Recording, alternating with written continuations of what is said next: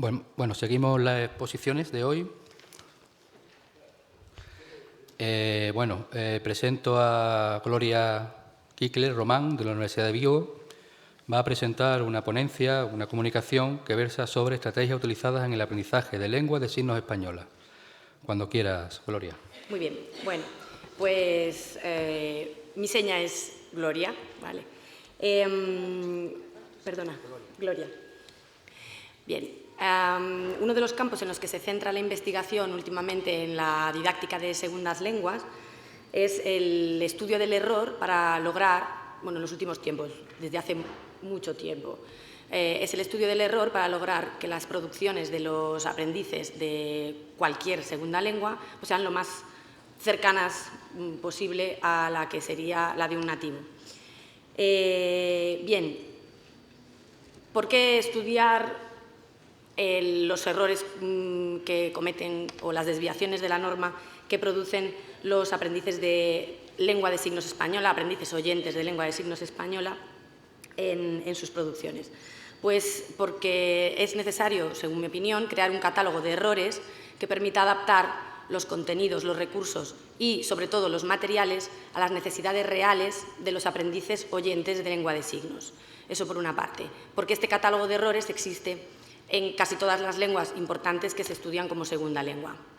Bien, también es importante describir cuáles son los rasgos de interlengua, los rasgos interlinguales que este tipo de aprendices presentan en las diferentes etapas de su aprendizaje. Bien, entonces, estos rasgos interlinguales son las cosas que no saben hacer, pero también las cosas que saben hacer. Eso sería una descripción de cada una de las etapas de su aprendizaje. ¿Por qué nos interesa también saber cuáles son las desviaciones de la norma que producen? Porque es importante detectar cuáles son las posibles áreas de fosilización, es decir, las áreas donde los errores pueden convertirse en permanentes. Bien.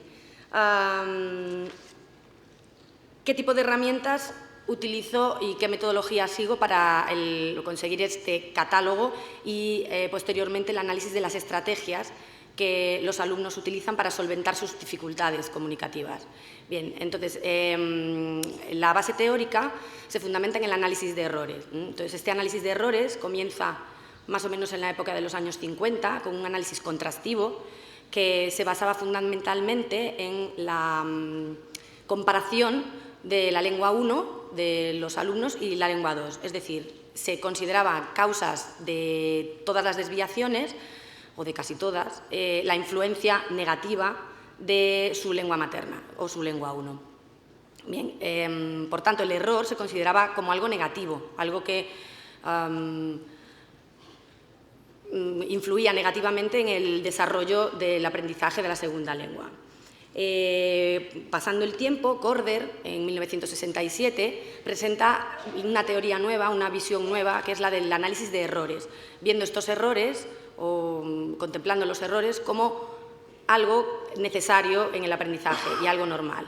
Es la primera vez, Corder es la primera vez que se plantea el análisis de los errores como algo natural. Y posteriormente Corder plantea también la importancia del error en las aplicaciones didácticas, o sea, en la creación de materiales, en la creación de unos recursos. Después de Corder, Selinker acuña el término de interlengua. Entonces, ¿qué es la interlengua? Pues la interlengua es un sistema inestable que el aprendiz crea y que sería un sistema intermedio entre la norma de su lengua 1 o lengua materna y la norma de su lengua 2, que es la que está aprendiendo. Entonces, es un sistema inestable que va adaptándose a su proceso de aprendizaje y va desarrollándose conforme ese aprendizaje evoluciona. Bien, ¿qué utilizo para la investigación? Pues utilizo un corpus de aprendices de lengua de signos. Este corpus de aprendices de lengua de signos está formado por 26 informantes, que son producciones estos informantes pertenecen a al primer curso del ciclo superior de interpretación en lengua de signos. Estos 26 informantes estudiaban en un centro privado en la provincia de Pontevedra. Bien, las muestras fueron recogidas por su profesora en aquel momento, doña Ruth Lamas Ferreiro, entre los años 2009 y 2013. Esta profesora es también intérprete de lengua de signos y también trabaja en el mismo grupo de investigación, el grupo de investigación en lengua española y lenguas signadas de la Universidad de Vigo. Bien, en el análisis de las muestras colabora, por supuesto, a un profesor experto en lengua de signos, don Francisco Javier Núñez Marcos, de una forma totalmente desinteresada. ¿Cómo trabajamos con las grabaciones? Pues las grabaciones se someten a un proceso de glosado y posterior subtitulado. Para posteriormente, estamos en la primera etapa del trabajo, el proyecto terminará más o menos en 2019, con lo cual estas son las primeras aproximaciones. Y utilizamos para ese subtitulado y glosado un programa que se llama ELAN del Instituto Max Planck de Psicolingüística. Bien, como el número de muestras es muy elevado, porque son 26 informantes y son bastantes minutos para analizar, para este trabajo en concreto hemos trabajado con 5 informantes. Entonces, por eso digo que son la primera aproximación a lo que pueden ser los resultados reales de una investigación completa. Bien, ¿cómo analizamos estas muestras? Las muestras se dividen en en 3 niveles, pero para este trabajo voy a consignar solamente 2 niveles, el nivel 1 y nivel 3. Entonces tenemos muestras de 3 niveles, 1, 2 y 3. Bien, lo que hacemos partimos de la base de que en el nivel 1 las desviaciones van a ser reiteradas y muy frecuentes y, sin embargo, en el nivel 3 esas desviaciones van a ser mucho más reducidas, o sea, van a ser muchas menos, pero las desviaciones que se mantienen marcan áreas que son susceptibles de error, es decir, áreas donde el error continuará produciéndose si no hacemos nada para evitarlo. Bien, ¿cuáles son los primeros resultados? Entonces, y cómo hemos clasificado las diferentes desviaciones. Entonces, lo que intentamos en la universidad y lo que intento yo es separarnos lo más posible del estudio de las lenguas orales, lo más posible, porque los filólogos y los lingüistas lo tenemos complicado, pero intentamos separarnos lo más posible de las lenguas orales, de la realización, de las lenguas orales. Entonces, separo en 3 planos, como veis ahí. Un plano que es la realización de los signos, donde lo separaríamos en 2. Uno, la parte de la producción, es decir, las desviaciones que se producen en la articulación de las señas o del signo, y por otra parte el propio significado del signo, errores, desviaciones en el propio significado. Después considero otra parte que sería el orden sintáctico, es decir, cómo organizamos cada uno de los constituyentes en una determinada estructura, y después un nivel pragmático que serían errores en el nivel de uso. Bien, no me voy a parar mucho, pero veis que tenemos aquí en el plano del significante, en el nivel 1, vemos que tenemos desviaciones sobre todo en configuración, movimiento y localización, pero sobre todo el grueso de las desviaciones y las más importantes, según mi opinión, los errores se concentran en los componentes no manuales. Por ejemplo, se aprecia en un nivel 1 un exceso de vocalización, son producciones muy apegadas a la lengua oral, a la lengua 1 del aprendiz, y ese exceso de vocalización supone que desaparezcan los patrones labiales que sí que son propios de la lengua de signos, porque si vocalizas una cosa no puedes vocalizar otra. Y también se observa una ausencia total o casi total del parámetro de la expresión facial. Bien. En cuanto al plano del significado, tenemos confusión de señas. La confusión de señas es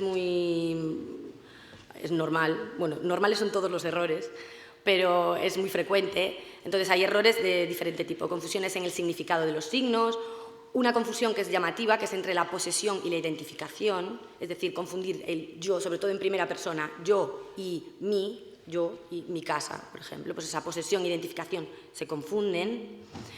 También hay una inseguridad en la asimilación de los conceptos. ¿Y cuál es la estrategia que utilizan? ¿Qué técnica utilizan para solventarla?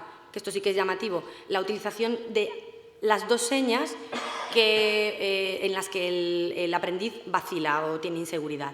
En lugar de utilizar solo una de una manera errónea, utiliza las dos que posee y las utiliza seguidas en su discurso. Tenemos también confusiones por influencia de la lengua 1 y también por hipergeneralización de normas de la propia lengua 2. Bien, en cuanto al plano sintáctico, lo esperable es lo que sucede lo esperable, es decir, una alteración del orden natural de la lengua de signos, que coloca el verbo al final, es decir, es una lengua de tipo objeto-verbo. También encontramos errores en una hipergeneralización de la norma que dice que el verbo primero y después la negación. Pues eso, ¿qué supone? Que los verbos, las acciones, los signos que contienen una negación ya, por ejemplo, no poder o no saber, añaden también la negación después del signo. En cuanto a los clasificadores en el orden sintáctico, de orden morfológico, clasificadores en orden morfológico, en el nivel morfológico no hemos encontrado hasta el momento errores en ese plano. En el uso de los clasificadores tenemos proformas correctas, pero una colocación inadecuada en el espacio, es decir, el espacio sígnico todavía no lo controlan.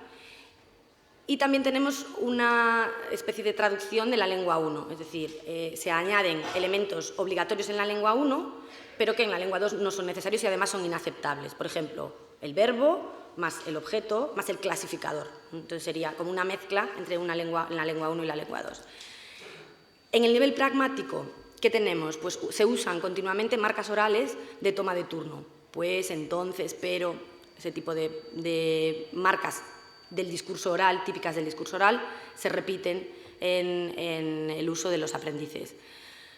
También tenemos que es muy importante para la comunicación, porque la dificulta en gran medida, es una ausencia de las marcas de discurso referido o lo que llama Herrero la conmutación referencial, lo que llamamos normalmente los profesores el rol, ¿vale? Pues cuando hablamos en una conversación, los dos personajes mantienen una postura diferente. Pues los aprendices en el nivel 1 no lo reflejan en su discurso. Y también lo mismo, hay una ausencia de expresión facial, en este caso, en lo que nos interesa, que son las curvas entonativas. No tanto en la interrogación, sino en el resto de las curvas entonativas, asombro, duda, esas desaparecen por completo. En cuanto al nivel 3, en el plano del significante, vamos a ver que se reducen muchísimo las desviaciones, pero aparece una nueva desviación que son los errores en el uso del alfabeto dactilológico. ¿Por qué? Una explicación puede ser por una relajación en el control de la lengua que se utiliza en el nivel 3. En cambio, en el nivel 1 los aprendices están muy apegados todavía al alfabeto dactilológico. En cambio, en el nivel 3 ya se va abandonando. Y seguimos teniendo una resistencia a incluir los parámetros no manuales en la realización del signo. Los parámetros no manuales se consideran como redundantes, como algo que no hace falta. En el plano del significado se confunden signos también, pero como vemos aquí, como podéis ver, muchos menos. Entonces, la confusión más habitual es confundir signos que tienen una configuración cercana o que se utilizan mucho. Por ejemplo, bien y mucho. Pues es un error bastante frecuente. En cuanto al orden sintáctico, los casos de bimodalidad en el sentido de utilización de una estructura oral con signos de la lengua de signos. Suelen aparecer no en estructuras simples, sino en unidades oracionales más complejas o que contienen muchos constituyentes. Y también encontramos casos de omisión de sujeto. El sujeto es omitido muchas veces en este tipo de unidades oracionales que son más complejas. En cuanto al nivel pragmático, continúan las marcas orales del discurso, hay una ausencia también de curvas entonativas, excepto la de la interrogación, y se añade además un rasgo que es característico, que es se vocaliza una información, pero no se signa. Entonces, realmente se produce una pérdida de información porque las señas en el discurso signado desaparecen, no están. Aparecen en la vocalización, pero no en la seña. Bien, la última parte del estudio versa sobre las estrategias comunicativas. Las estrategias comunicativas, Rebecca Oxford en el 99 nombra unas cuantas, que las tenéis aquí en la diapositiva, y son cambiar a la lengua materna, pedir ayuda, usar gestos o mímica, evitar o abandonar la comunicación, seleccionar el tema, ajustar o cambiar el mensaje, inventar palabras o usar sinónimos o perífrasis. Todas estas son las estrategias que habitualmente usan aprendices de lenguas orales. Bien, mi objetivo era ver si, comprobar si este tipo de estrategias comunicativas son utilizadas también por los aprendices oyentes de lengua de signos o no las utilizan, cuáles utilizan y si las utilizan, de qué forma, si coincide la forma de utilización o no. Bien, ¿cuáles son las que vemos que se utilizan en el corpus? Pues bien, realmente con solo 5 informantes, yo creo que van a aparecer todas, en mi opinión, pero con solo 5 informantes no podemos asegurar que vayan a ser solo estas. Quiero decir que no aparecen casos, pero no quiere decir que no vayan a aparecer en el futuro. Las utilizadas por los aprendices de lengua de signos de todas las anteriores son estas: el cambio a la lengua 1, que es muy frecuente sobre todo en el nivel inicial, peticiones de ayuda de diferentes maneras, ajustes o cambios en el mensaje, el uso de sinónimos o perífrasis y abandono de la comunicación. Si bien es cierto que esta última, la estrategia de abandono de la comunicación, que no es muy estratégica, solo se produce en casos de diversos intentos del aprendiz de entender e intentos de comunicarse, de que la interacción continúe, pero cuando esos 2 o 3 intentos utilizando otro tipo de estrategias no lo consigue, entonces abandona, lo cual es bastante normal. Bien, entonces, como conclusión, puedo decir que el número de desviaciones en el nivel 1 es superior, como esperábamos, es superior al del nivel 3. ¿Cuáles son las posibles áreas de fosilización de las desviaciones? Pues se encuentran en los planos sintáctico y pragmático. También es reseñable la resistencia a incluir los componentes no manuales en la realización de los signos.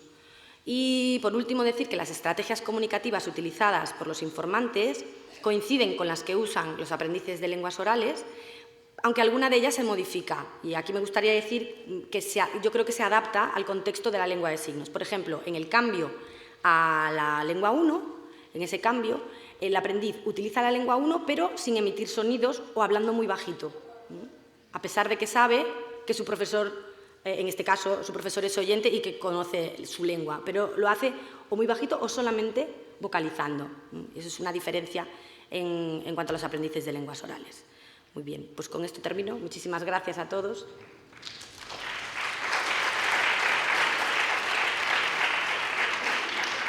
Muchas gracias, Gloria, por esta excelente exposición. Pasamos a